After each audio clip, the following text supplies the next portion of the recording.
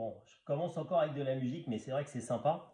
Alors pour ceux qui sont un tout petit peu connaisseurs, c'est la bande originale d'American Gigolo. Alors vous allez dire de quoi il va parler? De Mercedes, de Richard Gere? Non. Je vais vous parler de Giorgio Moroder. Giorgio Moroder, c'est, je vais vous parler de 6 états, d'une supercar, mais je vais commencer par Giorgio Moroder.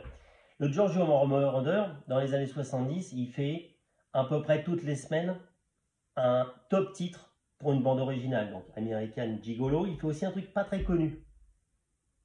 Alors, si ça veut démarrer.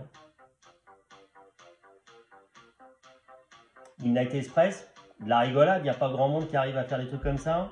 Et puis à côté, comme alors il y a Midnight Express, il y a Flashdance, il y a Scarface, voilà.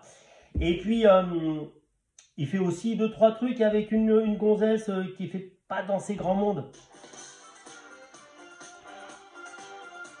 Voilà, donc avec Donna Summer. Donc avec Donna Summer, il va faire Hot Stuff, Love to Love You Baby, I Feel Love, enfin 2-3 gros tubes. Il est italien, et puis un jour il rencontre Claudio Zampoli. Claudio Zampoli, il est aussi italien, il est arrivé aux États-Unis dans les années 70 pour s'occuper du développement du réseau de distribution de Lamborghini. Ça marche du feu de Dieu.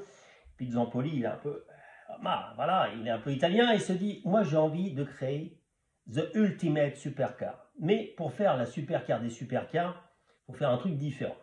Alors il se dit, on va pas faire un V8, on va pas faire un V10, on va pas faire un V12, on va faire un V16. Alors donc il dit, il faut faire un V16, donc il bricole avec 2 V8, bricole, je suis dur, mais quand même un peu, avec 2 V8, qui fait que ça va être une supercar très très large. Et puis ils se disent quand même, il faut faire ce qu'il y a de mieux, donc ils appellent Marcello Gandini, le mec qui a dessiné la BX, mais enfin qui a surtout dessiné la Countach et puis un petit peu la Diablo. D'ailleurs, elle va ressembler un peu à la Diablo, la 6 états. Et puis il se lance. Alors il se lance, le Zampoli pour toutes les idées s'organise, et puis notre ami Moroder, c'est lui qui finance, qui casque, j'allais dire. Ça avance, il y a un premier proto, et là, au premier proto, il faut encore remettre des sous, et là, malgré les succès, ça pompe tellement de sous que Moroder, il dit, j'arrête les frais, il récupère le premier proto, qui sera la seule 6 états Moroder. Après, ça ne devra plus qu'une 6 états. Et pourquoi une 6 états, me demandez-vous?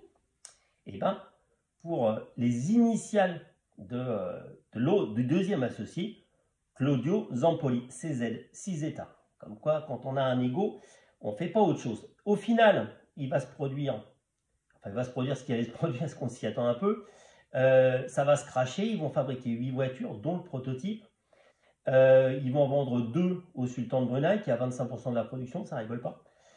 De quelques années après, Zampoli va relancer la machine et va refabriquer 3 roadsters pour faire un petit peu de sous avec une petite société. Et puis, Moroder, ça sera une belle aventure. Et puis, comme on est un mec brillantissime, parce qu'il faut le dire, musicalement, et ben il va se refaire en faisant des titres avec Lady Gaga, avec Coldplay, avec les Daft Punk, où il y a 2 sur le dernier Random Access Memory, où il y a vraiment, on l'entend parler tellement c'est important pour les Daft Punk d'avoir fait cet album en collaboration avec Moroder.